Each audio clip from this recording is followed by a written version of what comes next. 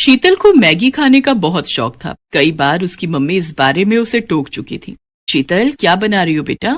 आपको पता तो है मम्मी, जब मैं किचन में होती हूँ तो मैगी के सिवा कुछ बनाना पसंद नहीं करती। बस भूख लगी थी बहुत जोरों की, तो मैंने सोचा मैगी ही बना लूं।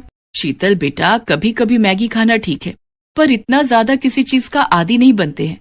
तुम्हें और भी तरह के खाने बनाने आने चाहिए बेटा। कुछ दिनों में ससुराल जाओगी तो क्या वहाँ अपनी सास को मैगी बनाकर खिलाओगी? तो और क्या मम्मी, मैं तो अपनी सास को भी मैगी खाना सिखा दूंगी।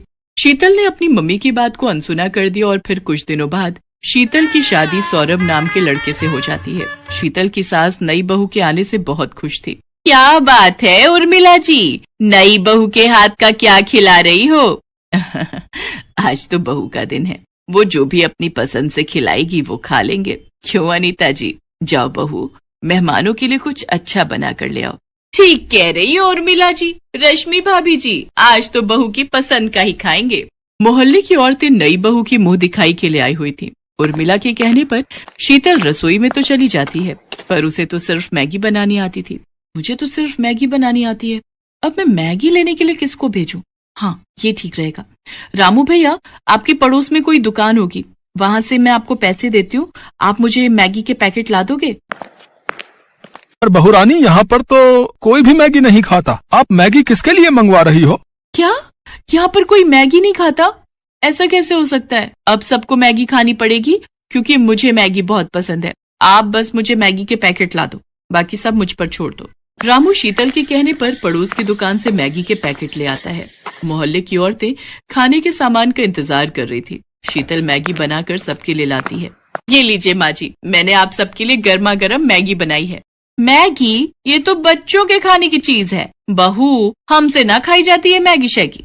शीतल पड़ोसन की बात सुनकर उदास हो जाती है। उसका मुरझाया चेहरा देख उर्मिला उसका साथ देती है और वो सबसे कहती है, अरे मैगी, ये तो मुझे बहुत पसंद है, कब से मैंने मैगी नहीं खाई थी। अरे तुम सब एक बार खाकर तो देखो, ये बहुत स्वादिष्ट बनती है, मैंने कई बार खाई है। खा लेते हैं, अब आए हैं तो बिना खाए जाएंगे तो बहू को अच्छा ना लगेगा। कैसी लगी मेरे हाथ की मैगी आंटी जी? पड़ोसन धीरे से मुस्कुरा देती है, क्योंकि उन्हें ये सब खाने की आदत नहीं थी। कुछ देर बाद सब मेहमान चले जाते हैं। उस दिन की बात खत्म हो जाती है, पर अब तो अक्सर ही शीतल मैगी बनाने लगी।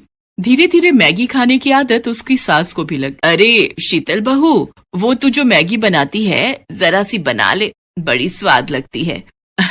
पता नहीं तूने कैसी आदत डाल दी है, मन करता है रोजाना ही मैगी बनाकर खाओ। झट से तैयार हो जाती है, समय भी बच जाता है और पेट भी भर जाता है। तभी तो माँ जी मुझे मैगी बहुत पसंद है। अच्छा हुआ आप भी मेरी तरह मैगी खाने के आदी हो गए। आप बैठो, मैं आपके और अपने लिए जल्दी से चटपटी मैगी बनाकर लाती हूँ, फिर साथ में चाय पियेंगे। भैया 10 पैकेट मैगी के देना। क्या बात है रामू भैया, आजकल बड़े मैगी के पैकेट खरीद रहे हो? दोनों मेहमान ज्यादा आने लगे हैं क्या? अरे नहीं भीमा भैया, शीतल बहुरानी और माँ जी दोनों ही मैगी बड़े शौक से खावत हैं। चलो अच्छा है, हमार बिक्री भी ज्यादा हो जात है, हमार तो ग्राहक बने रहे, हमें और क्या चाहिए। उर्मिला और शीतल की मैगी खाने की आदत दिन पर दिन बढ़ती जा रही थी और ये देखकर सौरभ और उसके पापा भी गुस्सा करने लगे। पापा, इन दोनों की मैगी खाने की आदत कितनी बढ़ गई है। क्या करें बेटा, दोनों ही नहीं समझती हैं। जब देखो तब घर में मैगी बनती रहती है, बस हो गया। इन दोनों को कौन समझाए कि मैगी खाना बुरी बात नहीं है, पर हद से ज्यादा किसी भी चीज की आदत शरीर को नुकसान पहुंचाती है। पापा, माँ जी के पेट में बहुत तेज दर्द हो रहा है। क्या उर्मिला, क्या हुआ? अभी कुछ देर पहले तो तुम ठीक थी। पापा चिंता मत करो, मम्मी को मैं डॉक्टर के पास ले जाता हूँ। सौरभ अपनी मम्मी को डॉक्टर के पास ले जाता है। आपकी माताजी ने आज सुबह क्या खाया था? डॉक्टर, मैंने मैगी खाई थी। अच्छा, एक बार अल्ट्रासाउंड करना पड़ेगा, तभी पता चल सकता है कि क्या परेशानी है। बाकी मैं ये दर्द की दवाइयां दे रहा हूँ, आप इसे ले लेना, इससे आराम आ जाएगा। फिर अल्ट्रासाउंड की रिपोर्ट के बाद ही हम आगे का इलाज शुरू करेंगे। डॉक्टर उर्मिला को दर्द की दवाई दे देता है।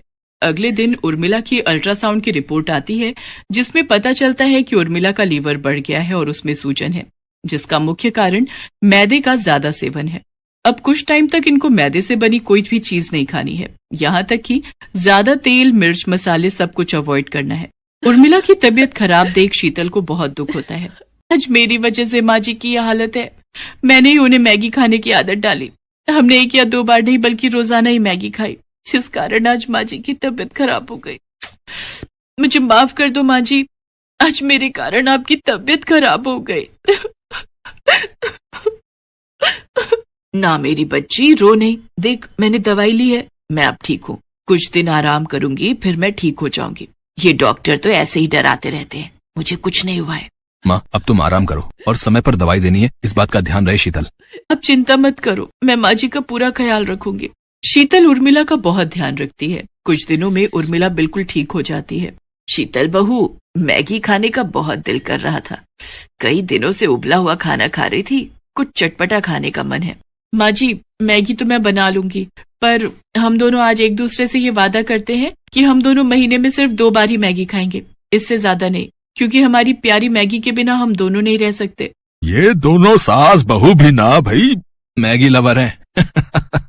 इसी बात पर सब ठहाका लगाकर हंस देते हैं।